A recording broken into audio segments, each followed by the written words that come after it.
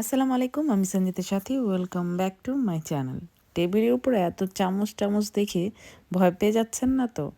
আসলে আমার রান্নাঘরটা যথেষ্ট পরিমাণে বড়, কিন্তু রান্নাঘরটা সবসময় সাজিয়ে গুছিয়ে রাখতে হলে প্রচণ্ড রকমের খাটতে হয়।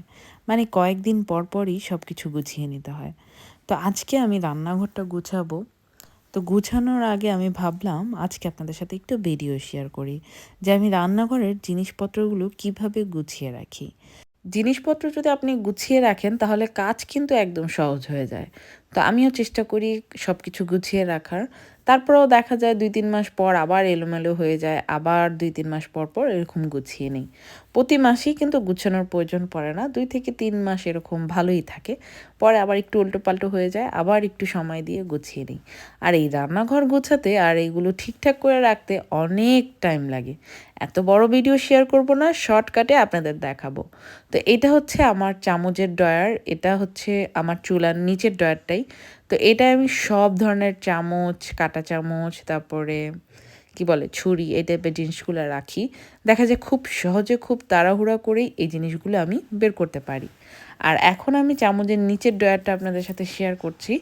এটার ভিতরে দেখা যায় বেশিরভাগ জিনিসই আমার ভিডিও, মানে 99% জিনিসই আমি ভিডিওতে ব্যবহার করি। অনেক সময় ভিডিওতে যে জিনিসগুলো ব্যবহার করি হুটহাট করে প্রয়োজন পড়ে। তো ওই জিনিসগুলো আমি এই ড্রয়ারে রাখি।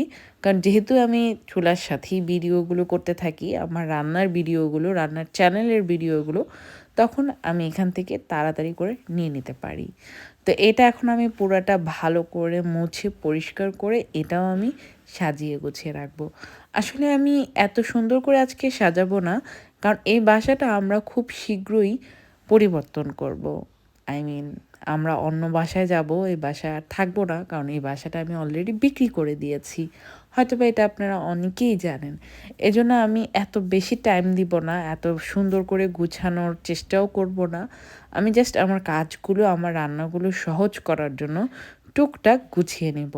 আর পুরান যে জিনিসগুলো আছে বা যেগুলো আমি ব্যবহার করি না, ওগুলো আমি ফেলে দিব।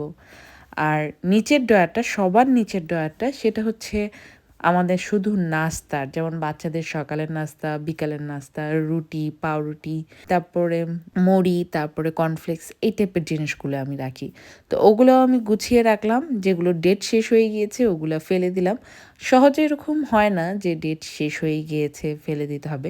কারণ আমি প্রত্যেকবার প্রত্যেকটা খাবার বের করি, যেটা আগে ডেট শেষ হয় সেটাই আগে বাচ্চাদের দেই।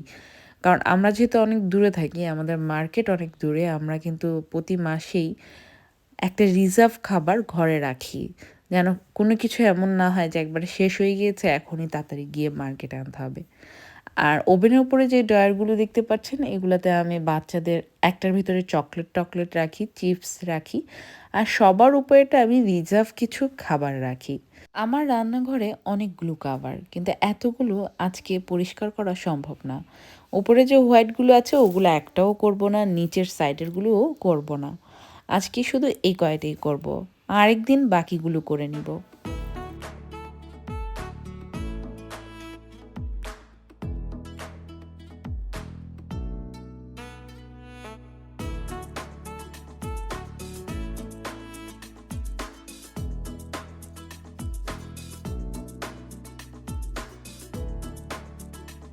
রান্নাঘরের কাভারের জিনিসপত্রগুলো ২ মাস পর পর আমি গুছিয়ে নিই।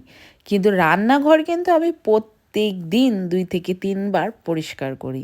কারণ দেখা যায় আমি যেহেতু ভিডিও করি, আমার রান্নাঘর অনবরত নষ্ট হয়। আর নষ্ট হলেই আমার পরিষ্কার করে নিতে হয়। এমনও দিন গিয়েছে যে আমি টানা ৭ বার রান্নাঘর পরিষ্কার করেছি। এভাবে ৭ বার মুছে ক্লিন করে রেখেছি। আসলে আপনারা যদি রান্নাঘর ক্লিন না করে রাখেন তাহলে একটা আইসের মতো আঠা হয়ে যাবে আপনার রান্নাঘর। এজন্য চেষ্টা করবেন যেইটা দিয়ে আঠাটা থাকে না, আমি একটা স্প্রে আছে, ওই স্প্রে দিয়ে রান্নাঘরটা পরিষ্কার করি। ওইটা দিয়ে করলে আমার এই রান্নাঘরটা আর আঠা থাকে না। তো ওইটা দিয়ে আমি প্রতিবারই রান্নার পরে ক্লিন করে নেই। আর চুলাও আমি প্রত্যেকবারই ক্লিন করে নিই। আর এই যে দেখুন আমার রান্নাঘর একদম গোছানো হয়ে গিয়েছে, একদম ফিটফাট হয়ে গিয়েছে। এখন আমি ঝাড়ু দিয়ে তারপর রান্নাঘর থেকে বের হয়ে পড়ব। আর এদিকে সাইফা মনি তার ঝাড়ু নিয়ে আসছে রান্নাঘর ঝাড়ু দেওয়ার জন্য। সাইফা কিন্তু যথেষ্ট পরিমাণে আমাকে হেল্প করে। ওর বয়স কম হতে পারে কিন্তু ও অনেক কিছু বোঝে। মাশাআল্লাহ, দোয়া করবেন ওর জন্য।